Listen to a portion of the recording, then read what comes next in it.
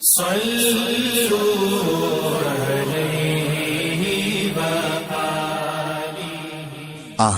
صلی اللہ علیہ وآلہ وسلم پر وحی کا ابتدائی دور اچھے سچے پاکیزہ خوابوں سے شروع ہوا۔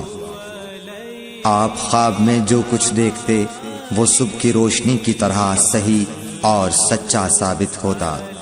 پھر من جانب قدرت آپ تنہائی پسند ہو گئے اور آپ نے غار حرا میں خلوت نشینی اختیار فرمائی اور کئی دن اور رات وہاں مسلسل عبادت اور یاد الہی و ذکر میں مشغول رہنے لگے۔ جب تک گھر آنے کو دل نہ چاہتا توشہ ہمراہ لیے ہوئے وہاں رہتے۔ توشہ ختم ہونے پر ہی اہلیہ محترمہ حضرت خدیجہ رضی اللہ تعالی عنہا کے پاس تشریف لاتے اور کچھ توشہ ہمراہ لے کر پھر وہاں جا کر خلوت گزین ہو جاتے۔ یہی طریقہ جاری رہا یہاں تک کہ آپ پر حق منکشف ہو گیا اور آپ غار حرا ہی میں قیام پذیر تھے کہ اچانک حضرت جبرائیل علیہ السلام آپ کے پاس حاضر ہوئے اور کہنے لگے کہ اے محمد پڑھو۔ آپ فرماتے ہیں کہ میں نے کہا کہ میں پڑھنا نہیں جانتا۔ آپ صلی اللہ علیہ وسلم فرماتے ہیں کہ فرشتے نے مجھے پکڑ کر اتنے زور سے بھینچا کہ میری طاقت جواب دے گئی۔ پھر مجھے چھوڑ کر کہا پڑھو۔ میں نے پھر وہی جواب دیا کہ میں پڑھا ہوا نہیں ہوں۔ اس فرشتے نے مجھ کو نہایت ہی زور سے بھینچا کہ مجھ کو سخت تکلیف محسوس ہوئی۔ پھر اس نے کہا کہ پڑھ۔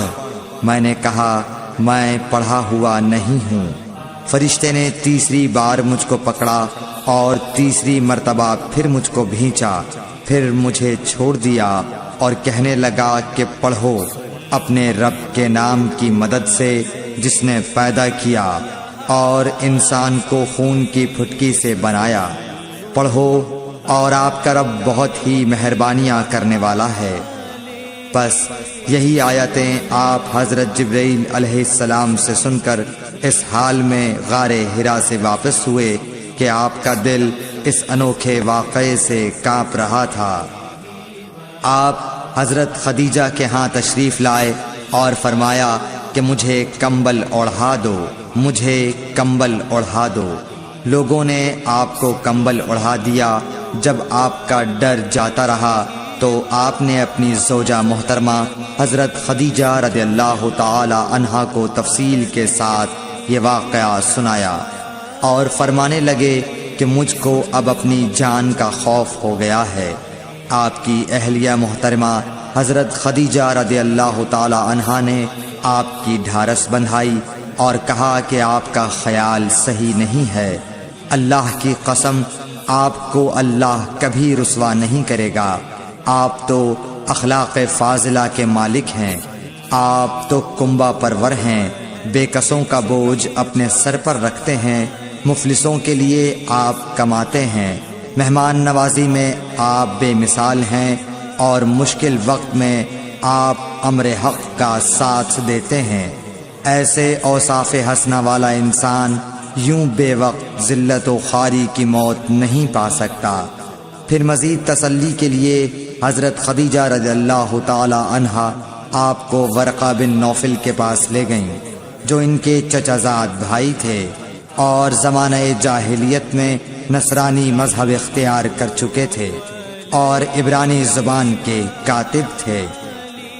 چنانچہ انجیل کو بھی حسب منشائے خداوندی عبرانی زبان میں لکھا کرتے تھے۔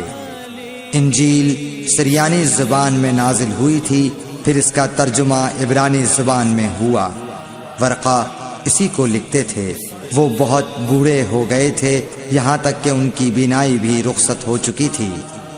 حضرت خدیجہ رضی اللہ تعالی عنہا نے ان کے سامنے آپ کے حالات بیان کیے اور کہا کہ اے چچا زاد بھائی، اپنے بھتیجے محمد صلی اللہ علیہ وسلم کی زبانی ذرا ان کی کیفیت سن لیجئے۔ وہ بولے کہ بھتیجے آپ نے جو کچھ دیکھا ہے اس کی تفصیل سناؤ۔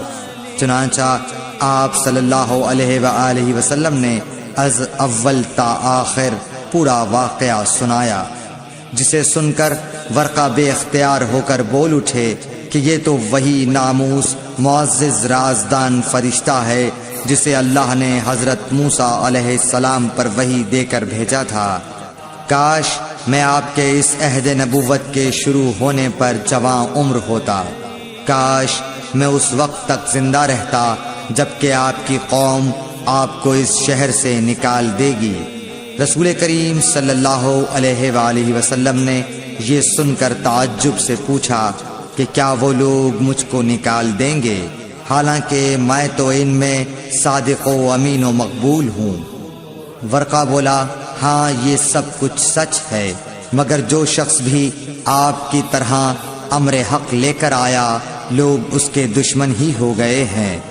اگر مجھے آپ کی نبوت کا وہ زمانہ مل جائے تو میں آپ کی پوری مدد کروں گا، مگر ورقہ کچھ دنوں کے بعد انتقال کر گئے، پھر کچھ عرصے تک وحی کی آمد موقوف رہی۔